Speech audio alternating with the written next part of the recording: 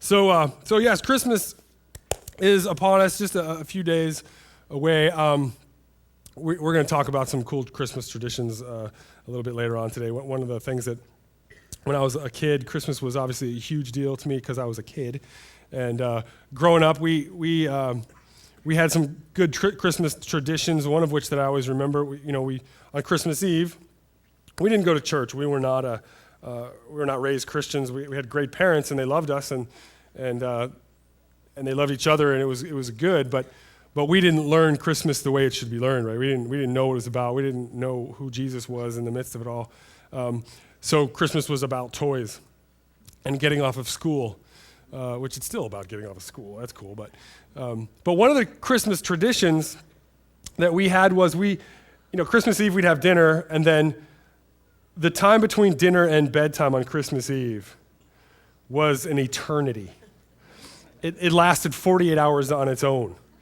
And we would eat dinner at about 6:30, we'd be done at 6:35, and then we'd just sit there and twiddle our thumbs and wait for bedtime. And then when bedtime came, of course, we would not sleep.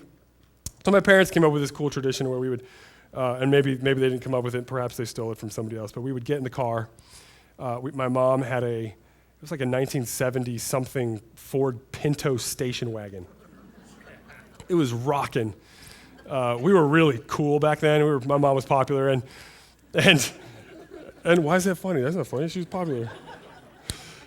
We would put the seats down in the back, and we'd throw sleeping bags or blankets and pillows in there, and stuffed animals and stuff. And we'd get in the back of the car, and we would drive around all over town and look at all the Christmas lights.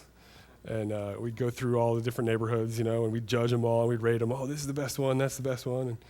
And undoubtedly, when we got home, we'd scream and shout, "Yeah, this is the greatest house ever. It looks so good." And my dad would always stop at the houses that don't have any lights up at all, and he would just look at them, and we'd say, "What is it, Dad?" And he'd say, "They're Jewish." And then he'd keep on driving. And that's how we knew. I had no idea what they meant back then, like, what? But anyway, it was good. And then we would come home, and my dad would read. He would read the night before Christmas. We'd sit on his lap, and then we'd make cookies for Santa, and we'd put a carrot out for Rudolph. And every morning, Christmas morning, we'd notice that Rudolph would just break the carrot in half and throw it in the trash. Didn't realize that Rudolph was not a fan of carrots. So anyway, if you're planning on doing that, don't waste the carrot. So anyway, but we had a lot of good Christmas traditions, and hopefully you guys do too, and Christmas is an exciting time. I've always loved Christmas. Christmas kind of starts for me on Halloween. It does. I listen to Christmas music all year long, but I don't let people know about it until Halloween, and we get excited about all the things. So this morning we're going to talk about something this is not probably a traditional Christmas message. This morning, so if you're visiting with us, we're so glad you're here. I don't want to disappoint you. It's not like a typical Christmas message, but I promise you there's some Christmas in it. And where we're going, I think is good. I think it's what God has laid on my heart. We're going to talk about something that I think is extremely important, especially as we enter into a new season and a new year. Right? Christmas is coming, and we're distracted right now, which is okay. We're distracted by getting gifts and receiving gifts and making sure that we have enough extra gifts for the people that we didn't think were going to give us gifts, and not getting caught regifting, and all of these different things that distract us in the season. But the year is coming to an end, and a new one is beginning, 2015. And what I want to talk about this morning is what are we going to be and what are we going to do in 2015? And the kind of crux of all that is that my goal, let me just say this. So we're entering into a season as a church that's unknown. There's an unknown out there. Obviously, this morning is the first week that Pastor Dave is not officially here. Last week, he was hiding in that balcony watching everybody. And so he's not here this morning, and it's okay to talk about that. It's okay to say that. It's okay to acknowledge this. And we're entering a new season in our church, and there's an unknown. And with the unknown comes anxiety. And that's okay. Just take a deep breath. Seriously, do it. I'm going to come down there and like force you. I'm sick, man. Just let me, It's okay to have some anxiety, but I'm telling you, it's unnecessary. It's unnecessary to be anxious because we worship the God of the unknown. We worship a God who, to him, there is nothing that is unknown, right? He knows every single bit of information that could possibly be known. He knows the future. He knows us, and he knows what he's doing. So we don't need to be anxious. We just need to lean on him and trust in him. And that's easy to say. It's really easy to say, but it's much harder to do. So we're going to talk a little bit this morning about that. And I think that this unknown that is there, not just in this season right now at FCF, but in our lives, there comes times of unknown, where we don't know what's going to happen next. And we don't like it. I like to know everything that's going on. My wife sometimes lets me think I do. That's nice.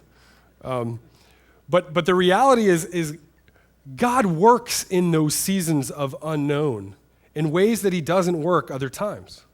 Right? When things are unknown, we're forced to lean into him a little differently. We're forced to walk a little closer to him. We're forced to cling to his promises a little tighter. And he does this on purpose. He can tell us exactly what's going on, but he chooses not to. He chooses to say, just trust me, right? Walk with me. Lean into my promises. And a lot of all that is surrounding this idea of God's will. What is God's will for our lives personally, individually? What is God's will for our life as a congregation, as a church? What is God's will for us as FCF? And then I guess ultimately, what is God's will for the church? Which all of that we like to think is, and we talked about this a couple weeks ago, we like to think is hidden below the surface. It's like Indiana Jones trying to figure out a puzzle, right? Well, what does God want me to do? What's his will for my life? I've got to figure it out. I've got to be smart enough. And that is not the case. That is not the way God works. God wants us to know his will for our life. It's right on the surface of Scripture.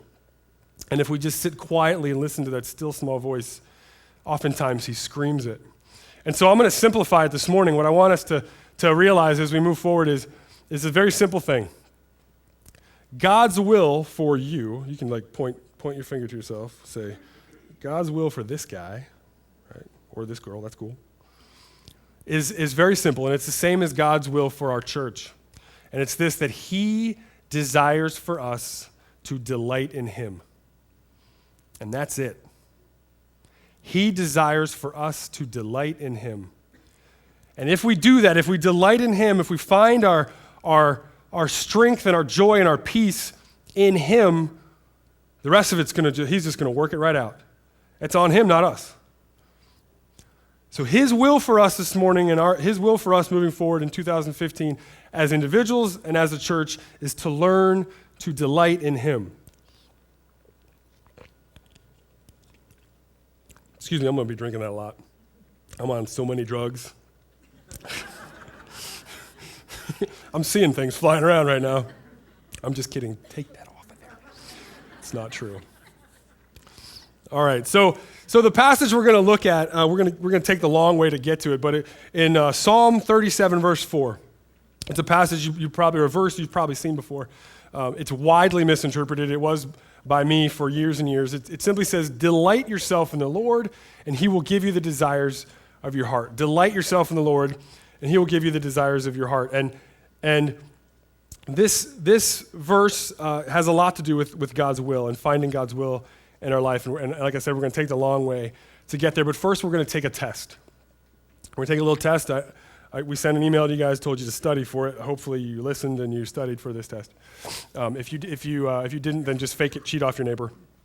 We're going to take a test, and we're going to try to determine how do we think God's will pertains to our life. Okay? Don't just have in your head already that you know the answer. Be honest with yourself. How do we believe God's will pertains to our lives?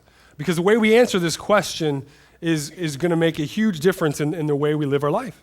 It's going to make a big difference in the way we make decisions, in the relationships we have, the things we do from a day-to-day basis.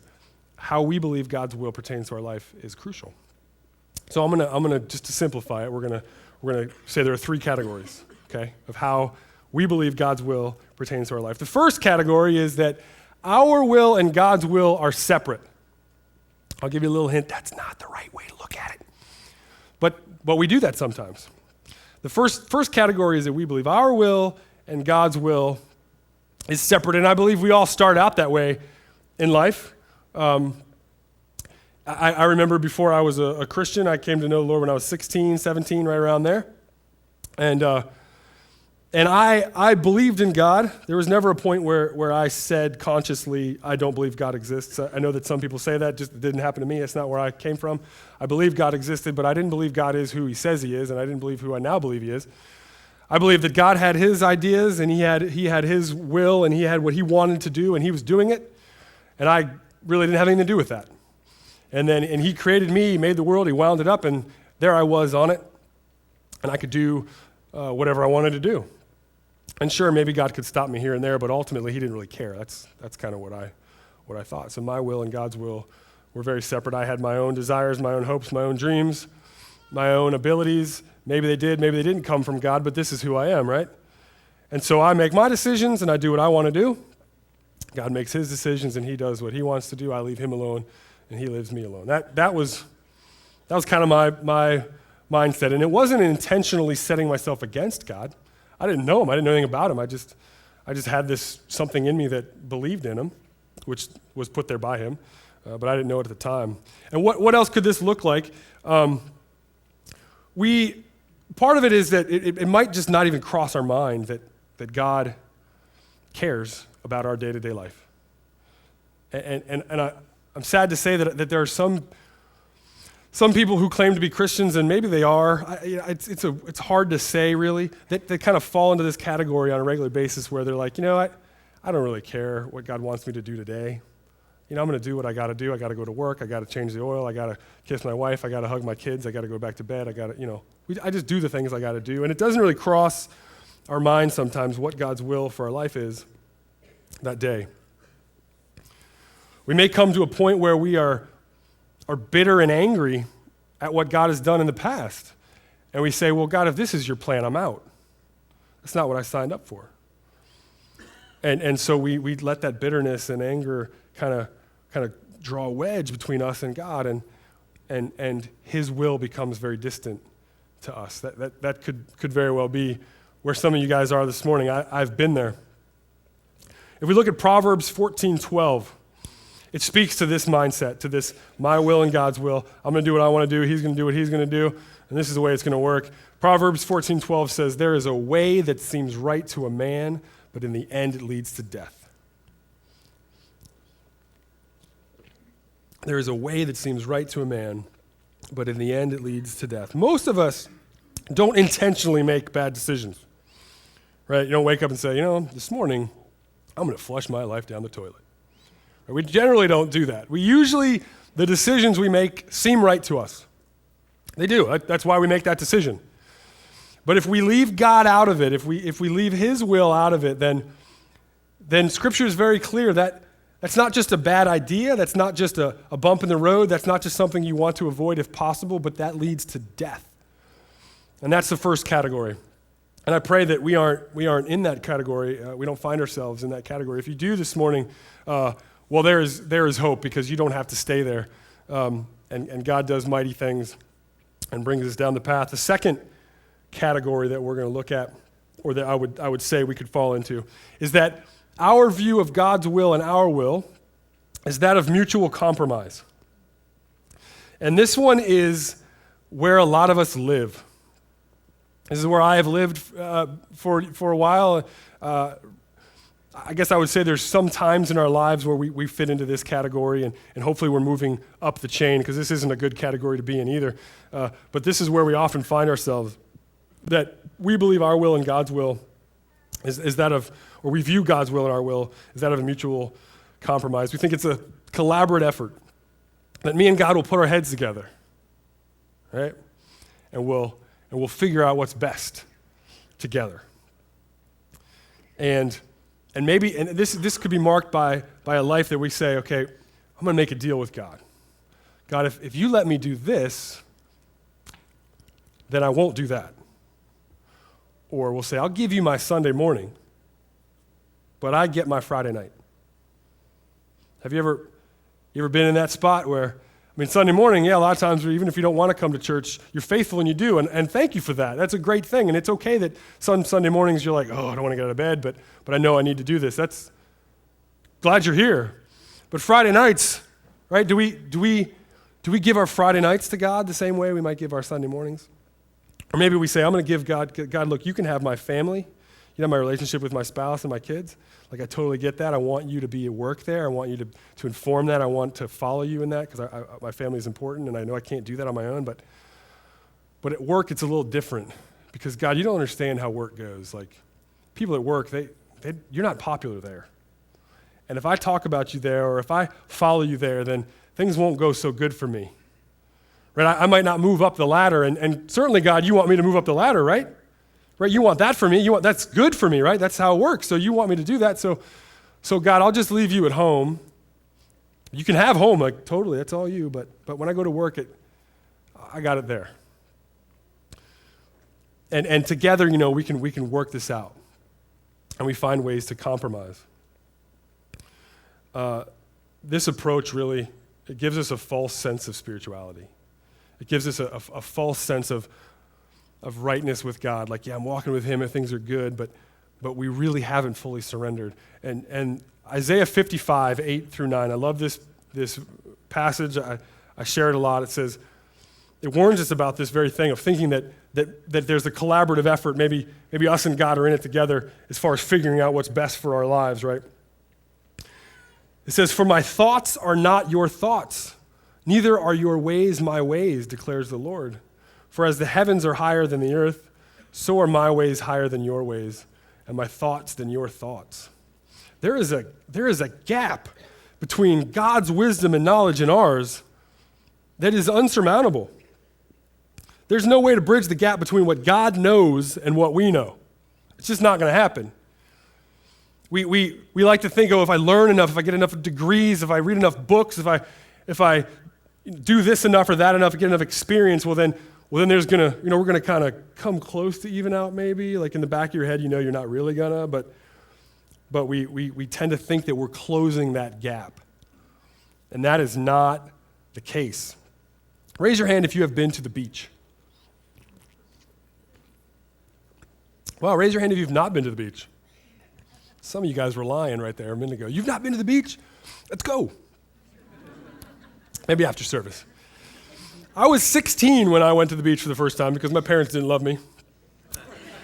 No, that's not true. They were just, my mom was even whiter than me. She would burn under a sun, like under this lamp she would burn. So we were more mountain people. We didn't go to the beach much. But so I was 16, I went to the beach. First time. And I remember standing there. Think back to the first time you went to the beach or saw it on a video. And when you stared out into that ocean, how did you feel? I felt very small. This sense of awe kind of comes over. And then I ran and jumped in, and it was freezing cold. And I said, I don't like the beach anymore. But I remember standing there, and when there's a storm rolling in, it's even more impressive, right? It's just the power of God and the magnitude of his bigness and goodness. Just, it's kind of hard not to be overwhelmed by that. So think about that. Think about standing on the beach and looking out. The first beach I went to was Virginia Beach. I know it's not the nicest beach, but hey, I'll take what I can get. And as far as you could see that direction, it was just horizon and water. As far as you could see that way, it was just horizon and water and all the way out. Now let's think for a second. Let's picture the ocean. And all the oceans of the world, not just the one you're sitting in front of, but all the oceans of the world, the water in that ocean represents all the knowledge of God, which is all knowledge. Right? There's nothing he doesn't know. It represents all the knowledge and wisdom of God. Everything there is to know is represented in the ocean. Okay. So this means not just like things that we can find in books and stuff, but every single bit of information that exists. How many hairs are on my head, for instance? Why is that funny? Why are you laughing? This counts as my head, right? No. How many molecules make up your left foot, right? Who cares? But God knows, right? All of our individual DNA and all the intricacies, God knows every bit of it, and he designed it that way. every bit of information that's ever existed that God has created. He knows every decision that you've ever made. He knows every decision you're going to make. He knows the result of those decisions. He knows the result of the decisions you won't make. He knows what that would result in. He knows it all, right? So the ocean represents God's wisdom and knowledge. This water bottle, I'm going to be very generous here. Very, very, very generous. This water bottle represents, it's filled right here, just in case that's important. This represents all wisdom and knowledge that humanity has ever come up with collectively throughout all of history. And I don't mean just what's on Wikipedia. I mean every single speck of information that any human has ever come up with. Like how that seat feels right now and how it needs to be replaced because that spring is probably broken, right? You know that now. No one else knows it, but that information goes into the water bottle. Everything that you've ever learned in your life fits in there, and everything that all humanity has ever come up with fits in that water bottle, right? And then, man, I feel so much smarter now. And then we take, that was quite a percentage of human knowledge. Then you take a water droplet, or a dropper, right, and pull out one drop of water. One drop of water. That single drop of water represents everything that you know. And everything that I know, individually. And that's also being pretty generous. Right? If this is all of human knowledge, I do not know a drop worth, not even close. But let's just make ourselves feel better if we say that. So that little droplet of water represents what we know as individuals. The water bottle represents what God, or what all of humanity knows, and the ocean represents all of God's knowledge, everything there is to know. And when we say, okay, God, let's put our heads together, I'll give you this and you give me that, and maybe between the two of us, we'll work out this compromise and we'll figure out what it is best for my life. And sure, God, I'll listen to you. You're good. I trust you. But ultimately, we're going to work this out together. That's like us going up to the ocean, holding up a water droplet in this little tiny eyedropper and say, God, I got this. I got this. And we compare our little droplet of water with the all-encompassing knowledge and wisdom of the Almighty. That's what we do when we try to work it out with Him and figure out what's best for our lives. And we do that. We do that. That's the second category that we could be in. And if we're honest, I think a lot of us are going to find ourselves in that category often. The third category, and this is the one, if you haven't guessed now, this is what we're aiming for. This third one is what we're aiming for. Is that our view towards God's will in our life is that of total surrender. Total surrender. We don't like that. That rubs us the wrong way. It's uncomfortable because it means we have no power. And let me just suggest to us that we have no power. So it's okay to acknowledge that we have no power.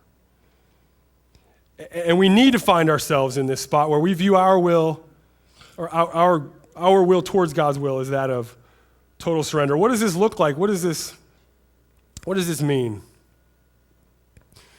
This means that we put our will in total submission to the will of God. Totally. Now, are there things in my life where I've been able to do that? Yeah, there are. Was it easy? No. Did God take me there from a long, painful journey? Yeah. Have I come to the point where everything in my life I'm perfectly willing and able and it's easy to put under God's will? No. I wish I could stand here and say, yeah, I've arrived there, but I haven't arrived there. There's times when I surprise myself and say, wow, God, you've done a work in me I didn't know you did, and I can't believe I was able to do this. And then there's other times where I say, wow, God, I stink. I thought I could do this, but here I am standing before you unable to do it. And if we're honest, hopefully I'm not the only one that finds myself there at times. This means that when God calls us to sacrifice, we're willing to sacrifice. And what do we think of when we think of sacrifice? When we think of, okay, so I'm going to sacrifice something for God's for the kingdom. I'm going to sacrifice something for God's will. This is what God wants me to do. This is what I want to do. I want to sacrifice something to accomplish what he wants or to let him work in my life in this way. What do we usually think of when we think of sacrifice? It could be something small, like, we're going to spend less money on Christmas this year. We're going to spend less money on food this month. We're going to spend less money on A, B, or C in order to do something God wants us to do. If you have very little money to begin with, maybe that's not something small. Maybe that's big for you. That's probably the first thing we think of when we think of sacrifice.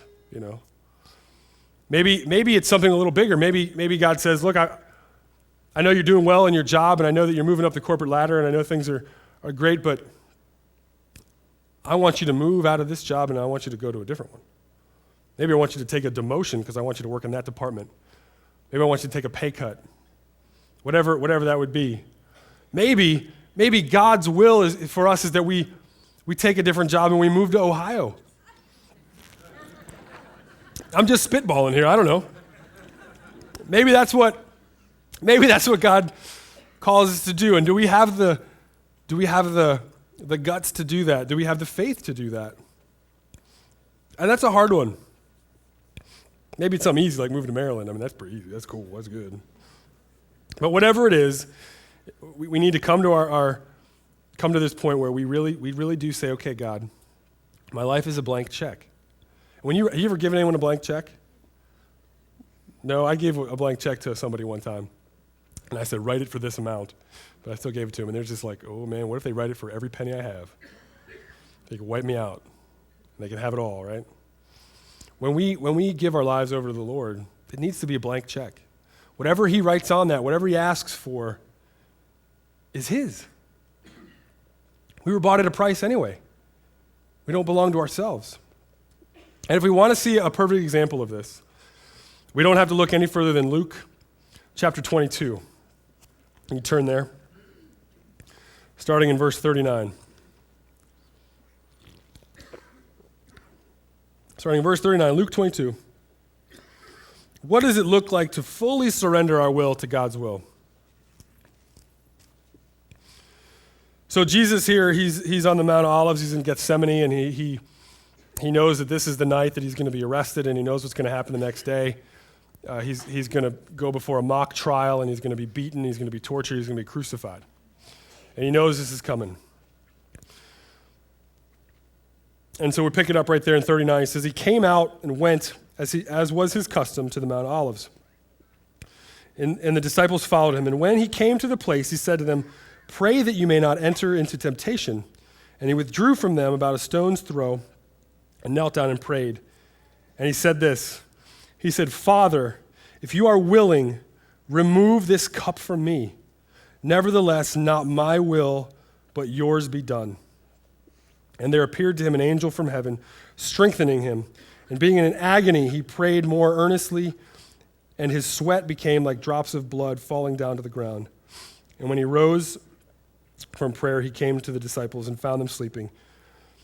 He said to them, why are you asleep? Rise and pray that you may not enter temptation. So here's Jesus in the garden, and he knows what's coming. And the reality is he didn't want to do it. That's hard for us to swallow. I don't like that. That kind of rubs us the wrong way.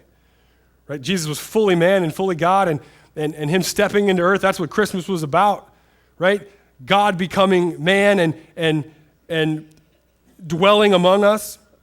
But he did it for a purpose. He did it for this purpose. He did it for what happened the next day, and he knew it was coming, that he was going to be arrested, he was going to be beaten, he was going to be crucified. And while he was on that cross, our sins would be put on him, and God the Father would turn his back on him because he can't look on our sin. And that's what Jesus didn't want to happen. And I can't blame him. That makes sense to me. And he was fully God and fully man, and his fully man part of him said, I don't want to do this. God, if there's any other way for us to save humanity, let's do that. But he knew that that's not the case. And so what did he do? He said, not my will be done, but yours. Not my will be done, but yours. And I take a lot of encouragement from this passage. Because there's times when I say, God, I don't want to do this. I don't want to go that direction. I don't want to enter that dark hallway not knowing what's on the other end, right? There's times when I'm at that point and I say, God, I don't want to do this, and I feel guilty. I feel guilty that I want to do what I want to do. And it's difficult for me to say, okay, God, not my will, but your will be done.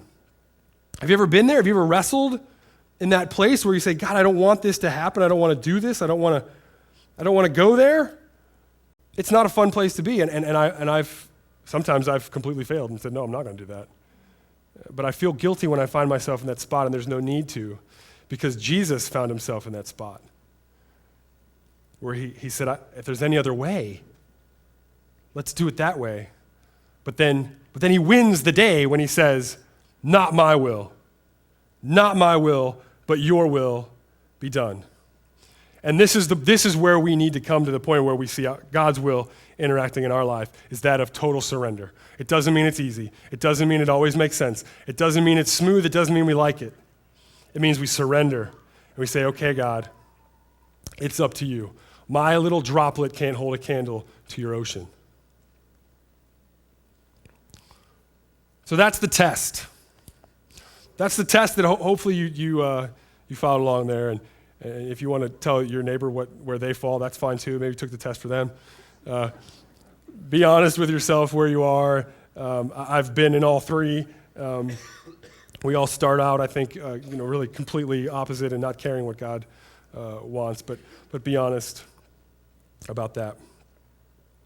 So back to Psalm 37. Go ahead and turn there if you want to.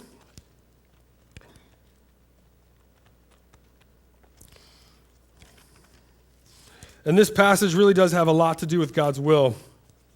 Everything to do with it. Trust me. I love this passage. I'm going to start in verse 1. It says, fret not yourself because of evildoers.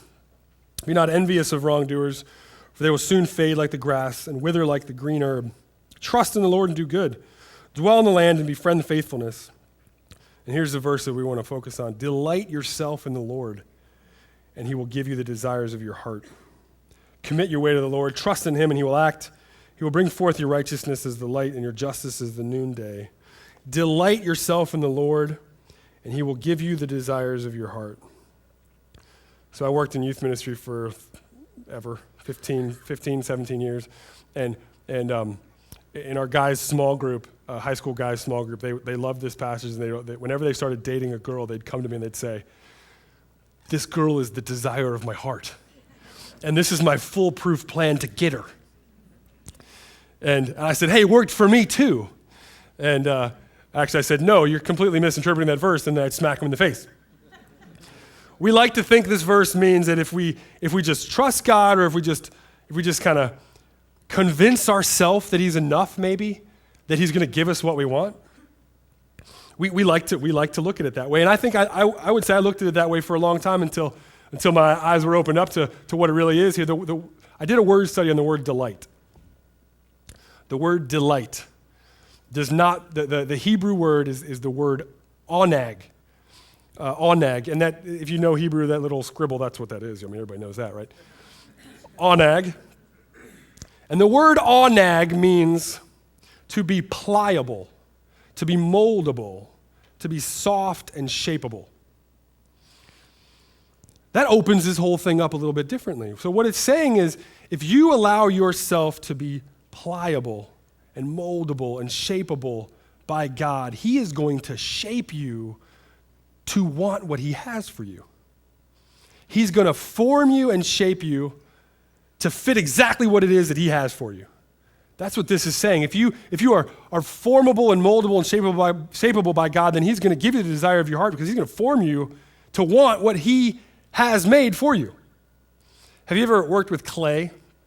When I was in high school, you can raise your hand if you ever worked with clay before. Oh, we got some artists in here. Very good. When I was in high school, I took a couple classes where we would make bowls, and we'd make pots, and we'd make vases. They all looked like ashtrays, but that's what we were trying to make. And there was nothing cooler when you'd open up the the container, and there was a fresh ball of clay in there, right? And it was real easy to you just get your hands in there and squishy, and it's moldable and formable, and whatever you have in your mind that you want it to look like, as long as it's an ashtray that's been run over, you can make it. And really your imagination is the limit, right? You can form that thing into be whatever you want it to be. You can slap it on a wheel and do the whole thing, and that's harder than it looks, but it's fun to do. And so when you have a fresh, moldable, pliable lump of clay, it's fun to work with. And you can turn it into what you have, the image you have in your mind. But if you have a lump of clay that has been left out and starting to dry up, right, and you try to work with that, it hurts your hands. It's not easy to do, and you can't get it to really do what you want it to do. And the longer you work with it, if it's not ready to be worked with, it just breaks. It just cracks and is useless. It's not pliable and moldable anymore. And what this passage is showing us is it says, look, if you let your heart be pliable and soft and moldable by God, He can turn it into the image He has in His mind. So you can be used for what He designed you to be used for. He is the potter and we are the clay. And if we allow our hearts to be shapeable and moldable, He can give us things that are way beyond our imagination. Don't even try imagining them. And if that's our goal, it doesn't work. I'm gonna tell you a little story that will hopefully tie this in.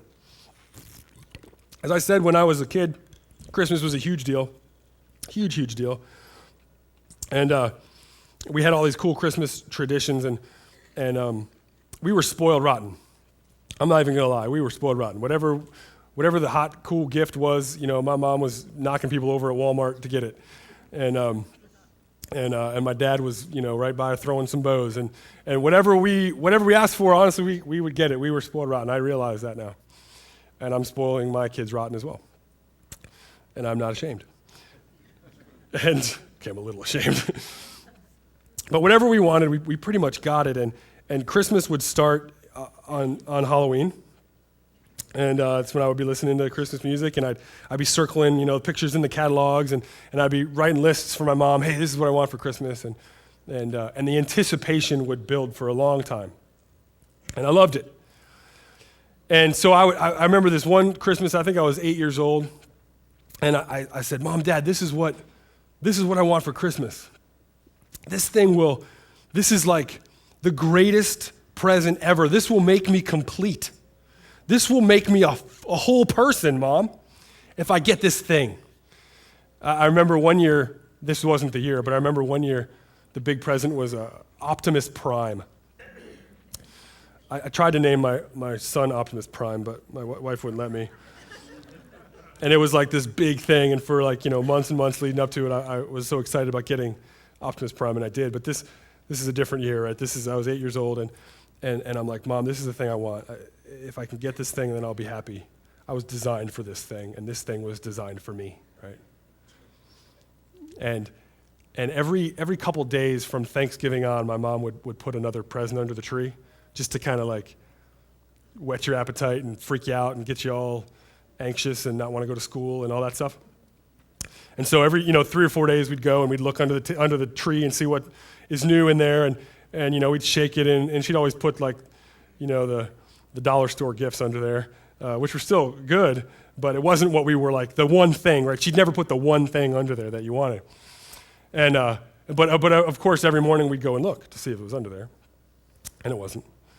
And so this one year, that happens, and it gets all the way up to Christmas Eve, and we go through the whole Christmas Eve routine, and we get in the car and we drive around and look at lights, and we come back and we make cookies, and we throw away the carrot and we go to bed, and it's Christmas morning.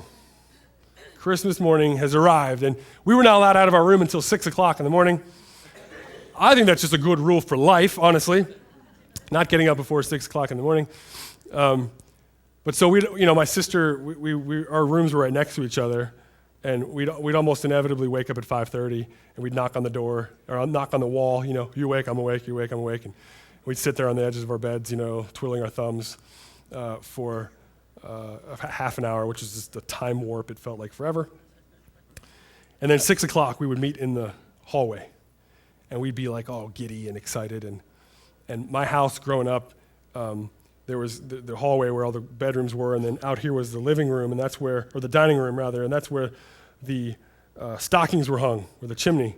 And then in the front of the house was the living room where the tree was. And there were double doors on either side, so you couldn't go in there unless you opened those doors. You weren't going to accidentally go through that room. It was separate. So we'd meet, and we'd go and we'd peek at the stockings. We'd eat a piece of candy and brush our teeth so our parents wouldn't find out. And then I'd take some of hers and put it in my stocking. And then we'd run back, and we'd go into my parents' bedroom at 6 o'clock. And the whole time I'm thinking, this is the morning I'm going to get the gift that I was designed for, that was made for me and I was made for it, and I will be once and finally a whole person. And you just have it in the back of your mind, and you're so excited. So we go in, and my sister grabs my mom's foot, and I grab my dad's foot, and wake up, it's Christmas morning. And then what I'm pretty sure to this day was a manatee made noises only found on Animal Planet and rolled over. And it was my dad, and he goes, rah, rah, rah, rah, rah. My dad was Jabba the Hutt, and he rolled over. I cracked myself up right there. So he rolled over, and he would always say, well, let me go to the bathroom first.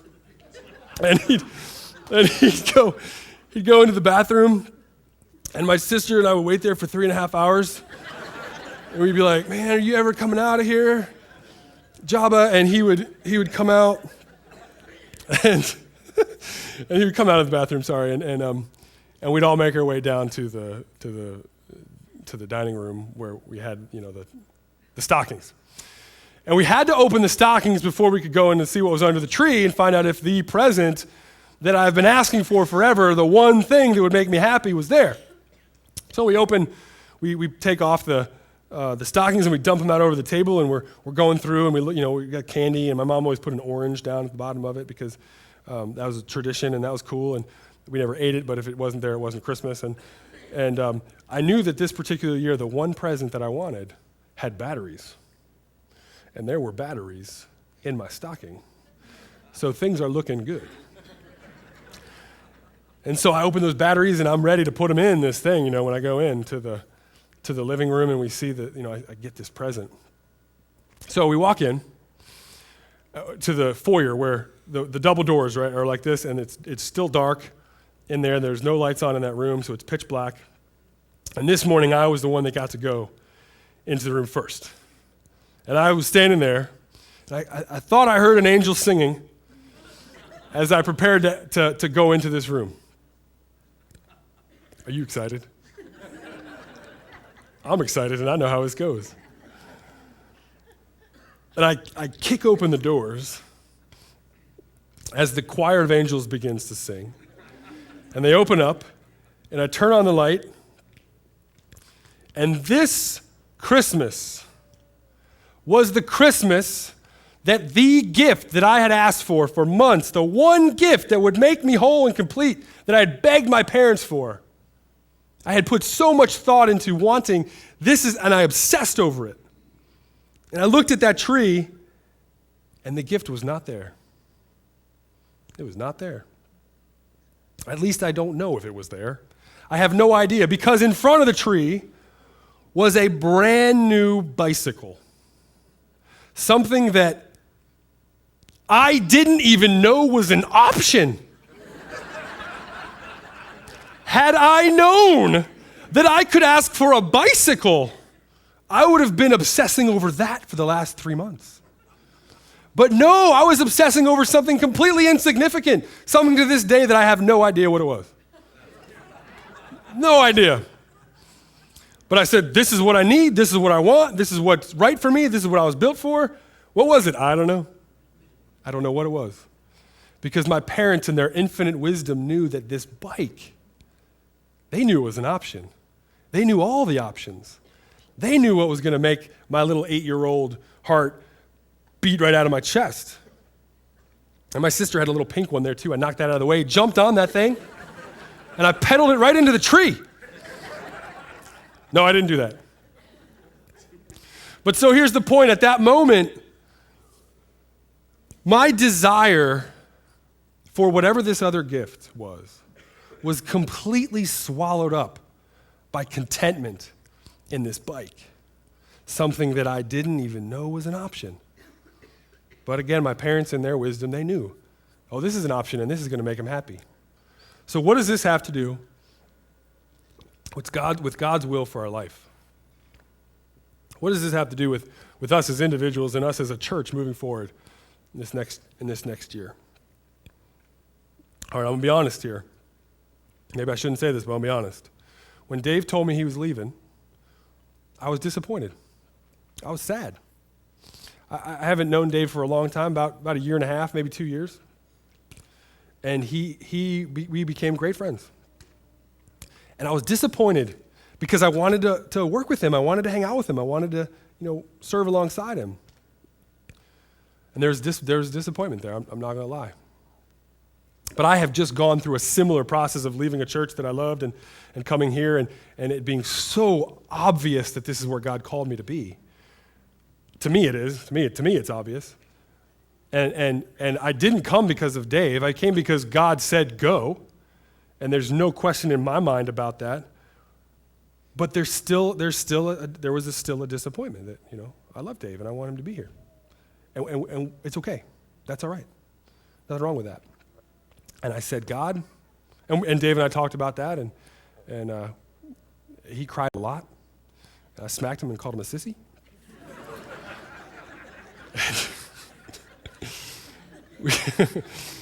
That's not true. But we talked about that, and I talked to my wife about it. I came home and told her, and I was crying, and she smacked me and called me a sissy. But I seriously, I went to God and said, God, look, I don't like this. I've got in my mind what I want, to be the case. I got in my mind what I want your will to be. This is what my will is, and so I'm just assuming it's your will, right, God? That's how we do, yeah? And so God, it looks like what my will is and what I thought was your will is not the case. And I said, God, I don't know all the options. I don't know all the options. I don't know. I wanted this one gift, right, that I had wanted for so long, and I thought it was the end-all, be-all, and the best possible thing, but God knows what the real options are. And that's not saying that God's going to, I'm going to bring a better pastor than Dave. That's not at all what it's saying. It's not about better or worse. It's about what God's will is. It's about what is God doing in our church moving forward? What is God doing in us as individuals moving forward? It's got nothing to do with better, better than this or better than that. That's not the way we need to look at it. We need to look at it as God's will or not God's will. I'll take God's will.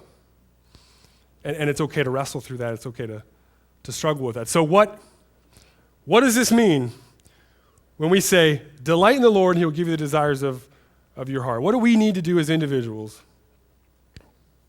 What do we need to do as individuals, and what do we need to do as a church, as a body of believers collectively moving forward?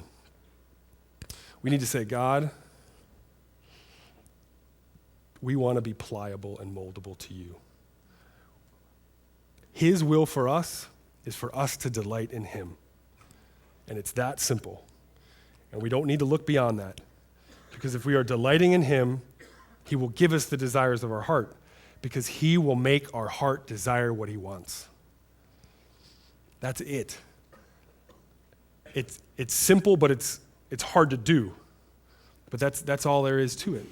So we need to say as individuals, and it really does start as individuals, and as a church, God, in this year coming forward, we want to be moldable and pliable to you, for you to shape us to want what you have for us, not for us to just hold on to what we wanted. What we wanted was a good thing.